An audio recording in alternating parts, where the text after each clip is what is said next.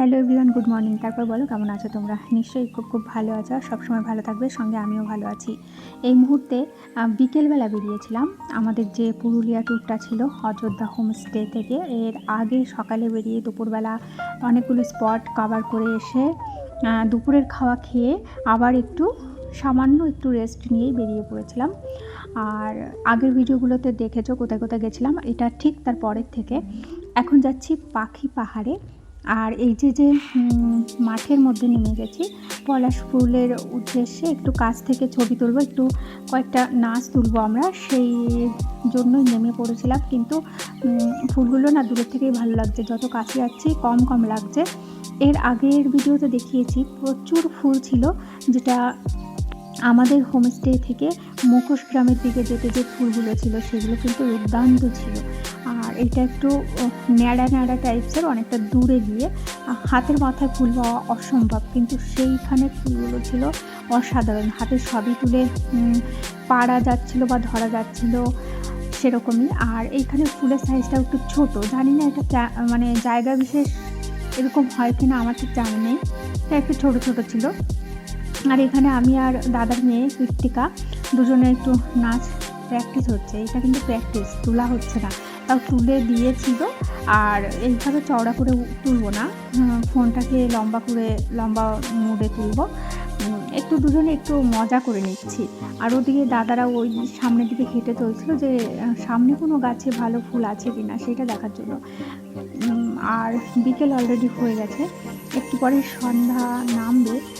তো আমরা এখানে বেশ কিছুটা সময় একটু মজা করলাম। রাস্তার ওপরেও চলে আসবো।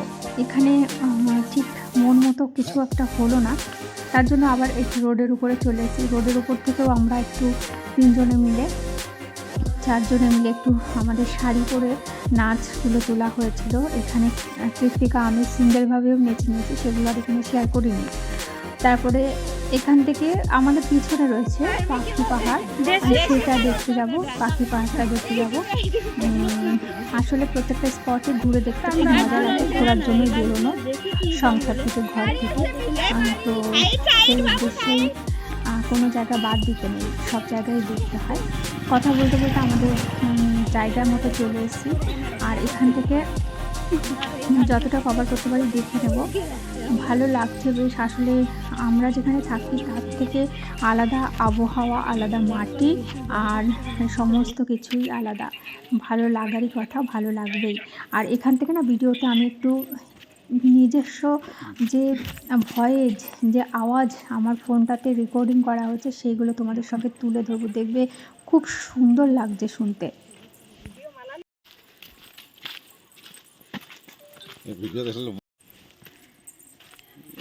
তো শুনতেই পাচ্ছি এখানে ঝনঝন করে আমার আমি গহনাগুলো পরেছিলাম সেগুলোর আওয়াজ, আর মচমচ করে পাতার শব্দ। এটা পুরোটাই শালবাগানে ঘেরা পাহাড়টা। আর এই পাথরগুলো যে খোদাই করা রয়েছে পাথরগুলো, সেগুলো কিন্তু পাখির চিত্র করা রয়েছে, ওই জন্য পাখি পাহাড়। তো আবারও শোনো।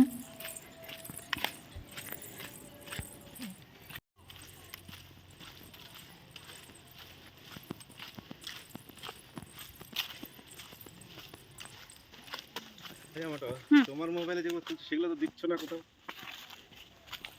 কয় টিভি কেনা রয়েছে, প্রতি মাসে টাকা দিতে হয় গুগলকে, 250 টাকা করে দিতে হয়। দেখো পায়ে ধাক্কা লাগে একদম।